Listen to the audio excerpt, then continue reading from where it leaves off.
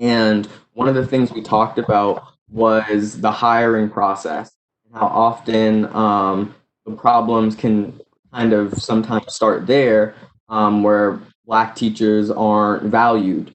And we just wanted to know, I think it was Ms. Baum, you said something about your involvement in the hiring process and decision making in schools.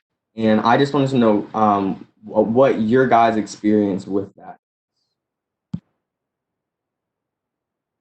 I can speak on this a little bit. I think you just brought up a really good point, and that what also right now, this movement that's happening in our city and across the country is showing us is that white supremacy and whiteness and the way it shows up isn't always as blatant as it might seem.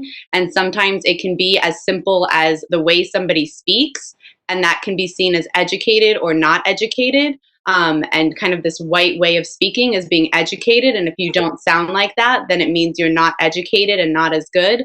And so I know on our hiring committee that one of the things that we've been really pushing for is to try and be very conscious of that. And I think that at schools, especially, that there needs to be a lot more anti-bias and anti-racist training, especially for white educators, which make up the predominant teaching force in DC, especially, so that when we're in these hiring positions, we can be conscious of these things that we perceive as normal, to recognize that it's really whiteness and to be able to check our bias, because there's a lot of very qualified and very educated people who aren't being able to get into the door because of these microaggressions.